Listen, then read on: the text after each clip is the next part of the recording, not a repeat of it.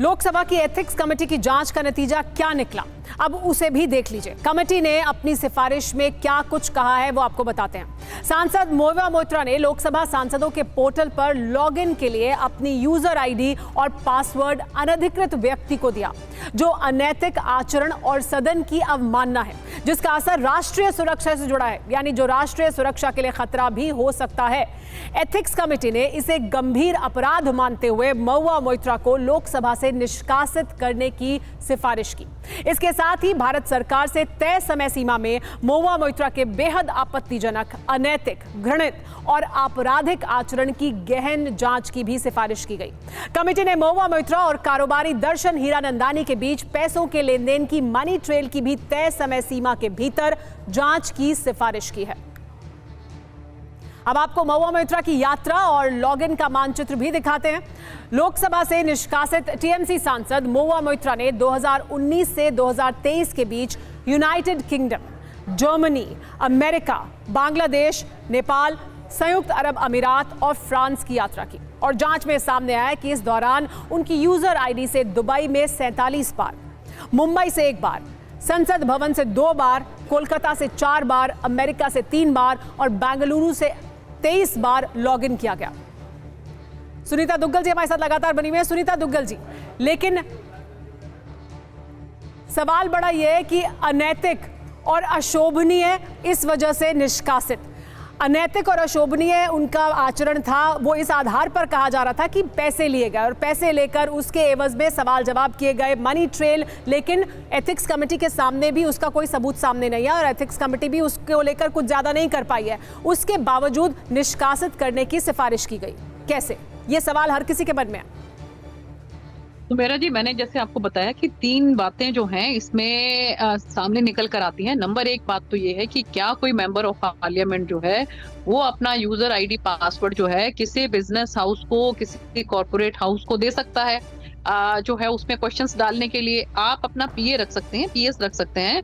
वो आपके घर से, आपके ऑफिस से जो है वहां से क्वेश्चंस डाल सकता है।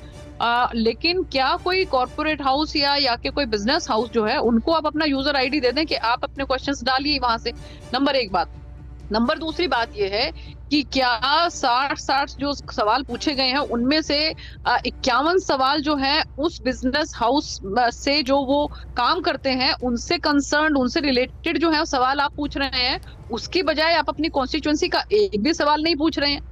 नंबर 3 बात यह है कि उन्होंने खुद ये एडमिट किया है कि हमने उस बिजनेस जो हाउस है, उस बिजनेस हाउस से हमने जो है कुछ ब्यूटी के आइटम्स जो है, हमने स्कार्फ जो है और जो लोकल वहां पर गाड़ी जो है वो हमने उनसे ली है। तो ये 3 चीजें अलग अलग जो है, इन सबको ध्यान में रखते हुए ये लगता है सबसे बड़ा जो फैसला लेने के पीछे या रिपोर्ट सबमिट करने के पीछे जो सबसे बड़ी वजह आपके मुताबिक है वो ये कि लॉगिन पासवर्ड साझा किया और जो सवाल पूछे वो उन्होंने अपने क्षेत्र से जुड़े नहीं बल्कि बिजनेस से जुड़े हुए थे, जो हीरानंदानी और अडानी समूह के साथ विरोधाभासी प्रतिस्पर्धी हैं। ये बड़ी वजहें थी। हमारे साथ टीएमसी के सांसद भी जुड़ी हुई हैं, सुजाता जी। लेकिन ये सदस्यता ले ली गई, मनी ट्रेल साबित नहीं हुआ, टीएमसी नेता हैं सुजाता जी, मनी ट्रेल साबित नहीं हुआ, लेकिन सदस्यता तो खत्म हो गई, निष्कासित कर दिया गया। ममता बनर्जी कह रही है लोकतंत्र की हत्या है, लेकिन करेगी क्या टीएमसी अब आगे? देखिए, मैं एक ही बात बोलना चाहती हूँ, ये गणतंत्र के लिए बहुत ही काला दिन है, ये होना नहीं चाहिए। आज भाजपा सत्ता में कहीं भी हो सकता है, लेकिन काला उनके ऊपर जो पार्टी सत्ता में आएगा, अगर उन लोगों के ऊपर ऐसा गणतंत्र को मारने का वाला काम करेगा तो ये सही होगा। अगर कुछ गलती है तो उसका तो दूसरा कोई उपाय भी था, लेकिन एक सांसद जो जनमत से जीत के बहुमत से जीतता है उसको ऐसे एक्सपेल कर देना, ये कहाँ का मतलब है? लेकिन सुजाता जी, सवाल तो ये भी है ना कि 60 सवाल, 61 सवाल पूछे, उनमें से कोई भी सवाल पश्चिम बंगाल से जुड़ा हुआ, उनके क्षेत्र से जुड़ा हुआ नहीं था। ये सवाल क्या वाजिब सवाल नहीं है?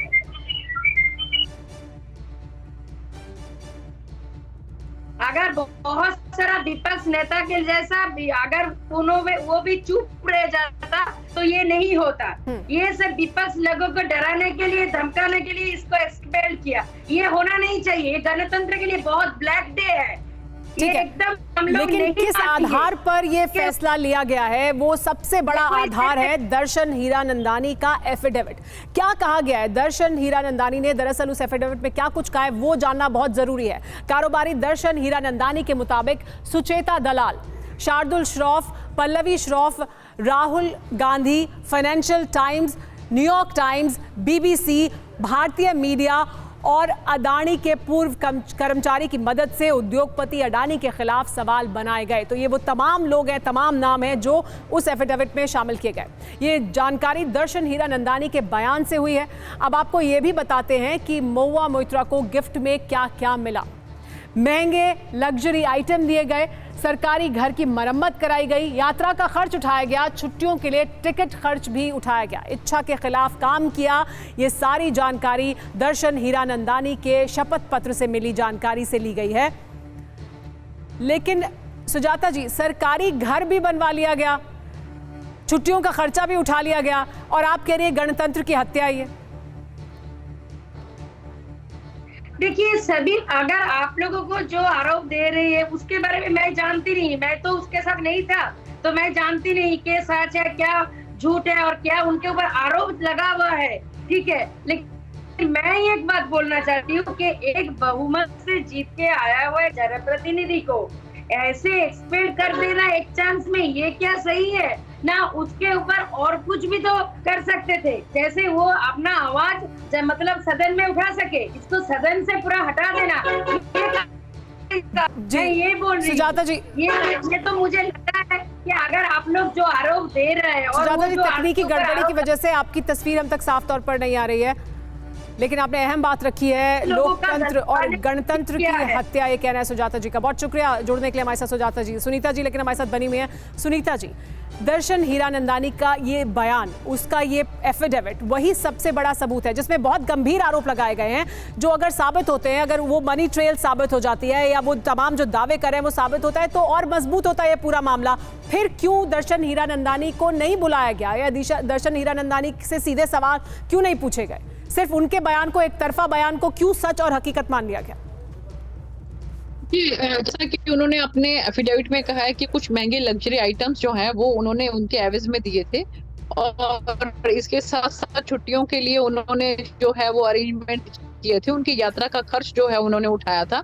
तो इसमें से कुछ चीजें जो है वो खुद महुआ जी ने एडमिट कर ली है, उन्होंने मान ली है। बॉबी तो आप ये ब्राउन की देखिए कि- लिपस्टिक, बॉबी ब्राउन की लिपस्टिक 1000 रुपए की लिपस्टिक आती है, 1400 रुपए की लिपस्टिक आती है। बॉबी ब्राउन की लिपस्टिक दर्शन हीरानंदानी दे रहे थे और उसके आधार पर महुआ मोइत्रा कैश ले रही थी और ये वो ले रही थी, इसके आधार पर उनकी सदस्यता गई। नहीं, देखिए सिर्फ आप इसकी बात ना करें, उन्होंने यात्रा खर्च की भी जो बात करी, और इसके साथ साथ जो उनके बाहर के जितने भी जो दूसरे देशों के उनके ट्रिप्स हैं, उसमें उनमें वहां पर जो है टिकट्स का अरेंजमेंट किसने किया, वहां पर रहने का अरेंजमेंट किसने किया। तो ये जो है अगर इसकी भी और अच्छे से छानबीन होगी तो आप देखिए कि इसका और अच्छे से पता लगेगा कि ये सब खर्च जो है कहाँ से हुआ है। क्योंकि अगर आप जो है, जैसे कि इन्होंने जो चीजें इन्होंने मानी है, जो लग्जरी आइटम्स इन्होंने मानी है, जो एडमिट की हैं, वो उससे ये सिद्ध होता है कि जो उन्होंने एफिडेविट में कहा है कि उसमें से कुछ इन्होंने उस चीज को एडमिट किया है कि हाँ वो चीजें सही हैं। तो अगर वो चीजें सही हैं तो वो एक बेस बन जाता है फिर। सुनीता जी, लेकिन एक बड़ा सवाल आज जो चर्चा हुई लोकसभा में, आज जो चर्चा के दौरान एक बड़ा मुद्दा निकलकर सामने आया और जो आप भी लगातार कह रही हैं कि एक बड़ी वजह थी एथिक्स कमेटी के रिकमेंडेशन के पीछे, और वो बड़ी वजह थी कि उन्होंने अपना लॉगिन पासवर्ड किसी अनधिकृत व्यक्ति को दिया था, किसी और व्यक्ति को दिया था। लेकिन आज लोकसभा में चर्चा के दौरान तो सबसे बड़ा मुद्दा यही उठा कि कोई भी सांसद या ज्यादातर सांसद अपने सवाल खुद नहीं लिखते हैं। वो पूछना भी चाहते हैं तो वो ये नहीं कर सकते हैं क्योंकि ये टेक्निकल मामला होता है, उन्हें उसमें बाकी दूसरे लोगों की मदद की दरकार होती है, जरूरत पड़ती है। तो फिर इस तरह से तो टेस्ट ले लिया जाए तो क्या तमाम सांसद इसमें क्वालिफाई कर पाएंगे? क्योंकि ये चुनौती दी गई आज संसद में। नहीं सुमेरा जी, मैंने आपको ये बात कही है कि इसका मतलब ये भी तो नहीं है कि आप हेल्प ले सकते हैं, इसमें कहीं कोई दो राय नहीं।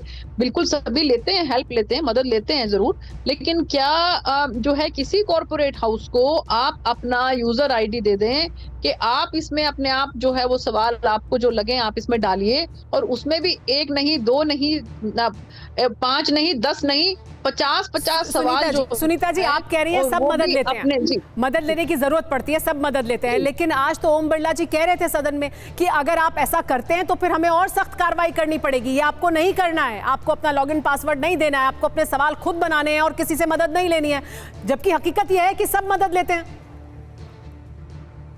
नहीं सुमेरा जी, इन दोनों बातों में अंतर है। देखिए, मदद लेकर सवाल खुद डालना, आपने अगर कोई किसी डिपार्टमेंट से कोई रिलेटेड अगर सवाल है, या कि आपके कॉन्स्टिट्यूएंसी में पर्टिकुलर कोई सवाल है, आवाज आ रही है मेरी? जी बिल्कुल आ रही है।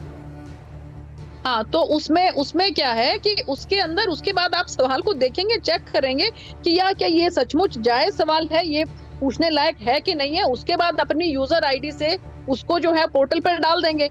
लेकिन यहाँ तो ऑल टुगेदर जो है पूरे के पूरे जो इख्तियार जो है वो किसी बिजनेस हाउस को दे दिए गए हैं कि सवाल भी आप ही सिलेक्ट करेंगे और उसके बाद डालेंगे भी आप खुद ही। जी, लेकिन महुआ मोइत्रा के पास अब क्या ऑप्शन है उसके बारे में बात कर लेते हैं, फिर सुनीता से जानेंगे कि इनकी रिकमेंडेशन के मुताबिक क्या तेजी से कार्रवाई होगी। महुआ मोइत्रा के पास क्या ऑप्शन है, आइए वो देख लेते हैं अब, क्योंकि उनकी संसद सदस्यता तो चली गई है, लेकिन फैसले की समीक्षा के लिए संसद में वो अपील कर सकती हैं। भले ही सदस्यता अभी चली गई है, लेकिन संसद में वो अपील कर सकते हैं समीक्षा के लिए, सुप्रीम कोर्ट में मुकदमा दायर कर सकती हैं, यानी सीधे सुप्रीम कोर्ट जा सकते हैं इस मामले की सुनवाई के लिए। फैसले को स्वीकार करें या 4 महीने में एक बार फिर चुनाव लड़ें, यानी अगर फैसले को स्वीकार करते हैं तो 4 महीने बाद फिर चुनाव लड़कर वापस अपनी किस्मत आजमा सकती हैं। एथिक्स कमेटी के अधिकार क्षेत्र को भी चुनौती दे सकती हैं कि ये उनके अधिकार क्षेत्र में नहीं आता था जो फैसला सुनाया गया। मानहानि के मुकदमे में राहत मिल सकती है, क्योंकि उनकी तरफ से ये पहले से केस किया गया है, तो मानहानि के मुकदमे में उन्हें राहत भी मिल सकती है अगर वो फैसला उनके पक्ष में आता है। लेकिन लोकसभा की जिस एथिक्स कमेटी ने टीएमसी की सांसद महुआ मोइत्रा को सदन से निष्कासित किया है, उसका इतिहास भी आइए आपको दिखाते हैं कि कब बनी ये कमेटी और इतनी प्रभावशाली और इस तरह का एक्शन जिस कमेटी की तरफ से लिया गया है उसको लेकर सोच कब सामने आई थी। 1996 में पहली बार ये प्रस्ताव रखा गया कि एक एथिक्स कमेटी बनाई जाए, इस तरह की एथिक्स कमेटी जो एक मॉरल कंपस हो तमाम सांसदों के लिए। 1997 में राज्यसभा में इसका गठन किया गया। एथिक्स कमेटी का इतिहास 1996 के बाद का है। 1997 में ही लोकसभा के स्टडी ग्रुप की तरफ से इसकी सिफारिश की गई और उसके बाद इसका गठन किया गया साल 2000 में। लोकसभा में अनौपचारिक गठन किया गया पहले, और उसके बाद 2015 में लोकसभा में स्थायी रूप से इसका गठन कर दिया गया, यानी 2015 के बाद स्थायी रूप से इसका गठन हुआ, जिसकी तरफ से आज जब ये बड़ा फैसला लिया गया उस पर विपक्ष ने बहुत हंगामा किया है, इसे लोकतंत्र की हत्या कहा है। लेकिन देखना यह है कि अब महुआ मोइत्रा का होगा क्या। फिलहाल रुक रहे हैं कुछ देर के लिए। TV9 भारतवर्ष पर अड़ी में आज के लिए इतना ही।